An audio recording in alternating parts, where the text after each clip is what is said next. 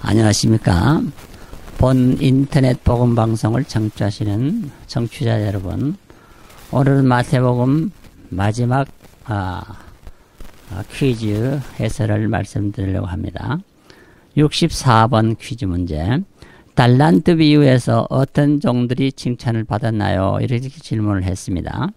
25장 21절과 23절에 보면은 착하고 충성된 종, 작은 일에 충성한 종이 칭찬을 받는다고 했습니다. 이 모습은 모든 인류의 최후의 심판의 모습을 우리에게 보여주는데요. 우리가 이 땅에 살아서 최후의 심판을 다 받게 될 터인데, 칭찬받으려면은 우리가 받은 달란트를 최대로 활용해야 한다는 것입니다. 착하게 살아야 하고 충성되게 살아야 하고 적은 일에도 무시하지 말고 충성을 다해야 한다는 것입니다. 적은 일이라고 무시하는 사람들이 많은데, 오늘 본문은 적은 일에도 충성한 자는 주님이 칭찬해 준다, 그렇게 말해 주고 있습니다. 큰 것만 바라보지 말고 우리는 현실에서 맡겨진 일에 언제나 충성을 다하며 세월을 허송하지 말아야 할 것을 주님이 가르쳐주는 문제입니다. 65번 퀴즈 문제는 양과 염소의 비유에서 악인과 의인은 어떻게 되나요? 이렇게 했는데, 마태복음 25장 46절을 보면은 악인은 영벌에, 의인은 영생에 들어가리라, 이렇게 했습니다. 영생과 영벌이 있죠. 양과 염소는 크기와 생김새가 비슷합니다. 그러나 분명히 양과 염소는 종류가 다른 것입니다. 교회에 나오는 모든 성도들의 겉모습을 보면은 누가 양이고 누가 염소인지 비슷하기 때문에 구별하기가 어렵습니다. 그러나 최후의 심판날에 주님께서는 양과 염소를 분명히 분별하신다고 했습니다. 알곡과 가라지도 분별한다고 했습니다. 알곡과 양은 천국에 들어가지만은 염소와 가라지는 꺼지지 않는 불모 지옥에 들어간다고 했습니다. 어떤 사람은 사랑의 하나님이 왜 지옥에 보낼까 그렇게 말씀하지만요, 성경은 분명히 하나님의 말씀으로서 하나님께서 하나님의 말씀을 믿지 않고 듣지 않고 지키지 않는 자들에게 지옥을 만들어 두었다고 했습니다. 가룟 유다는 얼마의 예수를 팔았냐고 했는데, 마태복음 26장 15절에 보면은 은 30에 팔았다. 예수님의 선교를 위한 재정을 맡아 관리하던 제자가 가룟 유다였지요. 그러나 마지막에는 자기의 스승인 예수를 은 30에 팔았습니다. 잘 먹고 잘 살려고 했지만은 그는 그 돈으로 자기가 쓰지도 못하고 자살하여 최후의 비참한 최후를 맞이하게 되었습니다. 예수님은 가룟 유다를 가리켜서 차라리 이 땅에 나지 않았으면 더 좋았을 것이라, 이렇게 말했습니다. 우리는 남에게 해를 끼침으로 나지 않았으면 더 좋았을 것이라는 이러한 책망을 받는 생애를 살아서는 안 될 것입니다. 사람이 돈이 좋지만은 돈에 미치면은 돈 때문에 스스로를 멸망으로 인도하게 됩니다. 12제자 중에 가룟 유다만이 유대 출신이고 나머지는 다 갈릴리 출신인데, 갈릴리 출신들은 끝까지 충성하며 순교자의 길을 걸어갔지만은 유다 출신인 가룟 유다는 유대 출신인 가룟 유다는 배반자의 길을 걸어갔습니다. 우리는 배반자의 길을 걸어가고 신앙의 배도의 길을 걸어가서는 스스로 멸망을 하게 된다는 것을 꼭 명심해야 할 것입니다. 차라리 나지 않았으면 좋을 뻔한 사람은 누구입니까? 26장 24절에 보면은 가룟 유다라고 했습니다. 사람을 어떤 사람, 곤충학자는 세 종류로 나누는데, 거미 같은 사람, 자기 유익만을 위하여 남을 죽이는 사람이 있다고 했습니다. 두 번째는 개미 같은 사람, 자기의 유익만을 위하여 부지런히 일하는 사람, 이기적인 사람이 있다고 했습니다. 세 번째는 꿀벌 같은 사람, 자기와 남을 위하여 땀 흘려 일하는 사람이 있다고 했습니다. 가룟 유다는 이 셋 중에 첫 번째 거미 같은 사람입니다. 자신의 유익을 위해서 예수님을 팔았고 십자가에 못 박게 만들었던 것입니다. 우리는 자신만을 위하여 사는 것도 아니고 남에게 해를 끼치며 사는 사람도 아니고 나와 남들에게 유익을 주며 사는 꿀벌 같은 인생을 살았으면 좋겠습니다. 68번 퀴즈 문제는 성만찬의 잔은 무엇을 상징하나요? 우리는 교회마다 성만찬을 거행하는 것을 보는데 마태복음 26장 28절을 보면은 죄 사함을 얻게 하려고 많은 사람을 위하여 흘리는 바 나의 피 곧 언약의 피니라. 예수님이 성만찬의 잔을 돌릴 때에 이 피는 많은 사람의 죄를 사하기 위하여 자신의 피를 흘린다고 했습니다. 이것은 언약의 피라고 했습니다. 모든 죄는 이 언약의 피를 통하여 우리는 속죄함을 받고 구원함을 이르게 되는 것입니다.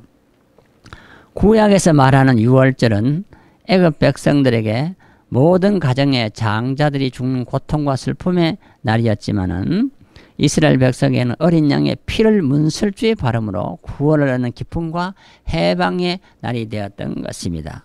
어린 양의 피로 말미암아 이스라엘 백성들은 죽음의 천사가 그 가정을 지나가는 모습을 보게 됩니다. 신약에서 성만찬은 구약의 어린 양 대신 주님께서 우리의 죄를 사하시려고 십자가에서 피를 흘리심으로 구원에 이르게 하는 언약인 것입니다. 언약의 피란 우리의 죄를 대속하시려 주께서 대신 피를 흘리신다는 언약인 것입니다.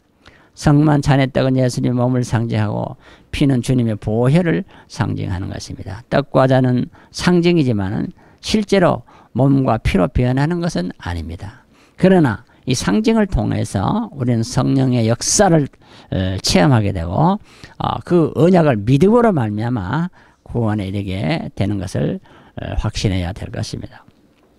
69번 퀴즈 문제는 십자가에 달리신 예수님의 죄패에 무엇이라 기록되었나요? 마태복음 27장 37절을 보면은 그 머리 위에 이는 유대인의 왕 예수라 쓴 죄패가 붙었더라고 했습니다. 예수님의 십자가 위에는 죄패가 붙었는데요. 의인에게 죄패를 붙였지요. 이스라엘 백성들은 로마의 지배를 받고 있었기 때문에 메시아 곧 유대인의 왕이 오시어 자기들을 로마로부터 해방시켜 줄 것을 기다리고 있었습니다. 그러나 주님이 오셨을 때 그들은 영안이 어두워 주님을 왕으로 믿지 못하였습니다. 그러나 죄패는 유대인의 왕이라고 기록을 분명히 했던 것을 볼 수가 있습니다. 70번 퀴즈 문제는 엘리 엘리 라마 사박다니란 무슨 뜻이냐?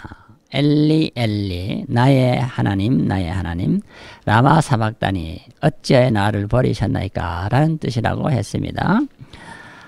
주님은 하나님께 버림을 받았다고 했습니다. 그 이유는 우리가 버림을 받은 존재였기 때문에 그렇습니다. 죄의 값은 죽음이고 버림받는다는 것입니다. 주님은 우리 죄를 대신 지셨기 때문에 죽임을 당하시고 버림을 받으셨던 것을 기억해야 할 것입니다. 70번 퀴즈 문제는 성전의 휘장이 어떻게 찢어졌나요? 27장 51절에 보면은 위로부터 아래로 찢어졌다고 기록했습니다. 예수님이 십자가에 달려있는 동안에 성전 안에서는 휘장이 위에서 아래로 찢어졌다. 매우 중요한 것입니다. 아래에서 위로 찢어졌다면 사람이 찢을 수도 있지만은 위에서 사람의 손이 닿지 않는 위에서 아래로 찢어졌다는 것은 하나님께서 이것을 찢으셨다는 것입니다. 이 휘장은 성소와 지성소를 구별하는 것이었는데 이 하나님이 이 휘장을 찢으심으로 이제는 누구든지 성전과 지성소에 들어가서 함께 하나님께 예배 드릴 수 있게 되었다는 것을 말해주고 있습니다. 제사장만 들어가고 지성소에는 대제사장만이 들어가던 그 성소와 지성소가 이제는 모든 성도들이 함께 들어가서 하나님 앞에 산제사를 드리는 것이 신약시대의 은혜인 것입니다. 72번을 보면은 예수님을 십자가에 못 박은 후 백부장의 고백은 무엇이냐? 마태복음 27장 54절에 보면은 이는 진실로 하나님의 아들이었도다 하더라. 성경에는 백부장이 5명 나오는데 가버나움에서 하인의 중풍병을 고침받은 백부장, 예수님의 십자가형을 지휘한 백부장, 베드로의 전도를 받고 최초의 이방인 신자가 된 백부장 고넬료, 네 번째는 예루살렘의 치안 유지를 맡았던 백부장, 5번째는 바울을 로마로 호송하던 백부장 율리오가 있습니다. 백부장은 백명의 부활을 거느린 지휘관이라고 합니다. 그는 예수님의 십자가 처형장에서 이 모든 지휘를 맡고 있었습니다. 그는 예수님의 죽음을 보고 하는 말이 진실로 하나님의 아들이라.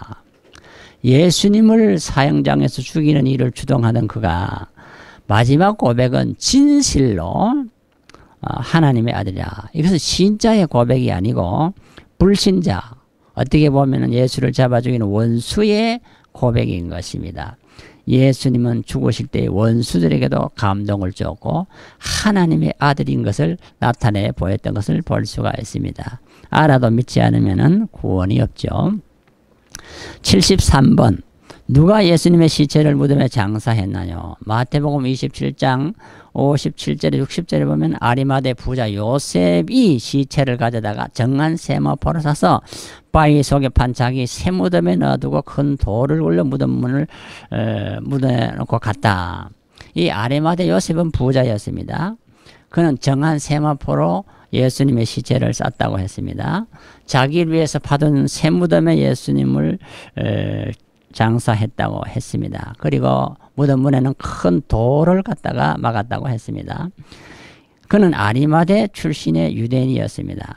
그는 사내들인 공회의 의원으로서 하나님의 나라를 대망하고 있었던 자입니다. 예수님께서 십자가에서 처형당한 후 빌라도를 찾아가서 시체를 요구했고 자기 집안의 쇠무덤에 장사했습니다. 우리는 마지막까지 자기의 부를 예수님께 바친 아리마대 요셉의 아름다운 헌물을 우리는 높이 평가해야 할 것입니다. 74번 예수님의 무덤을 수직하던 자들은 어떻게 되었나요? 많은 젊은이들이 예수님을 지켰죠.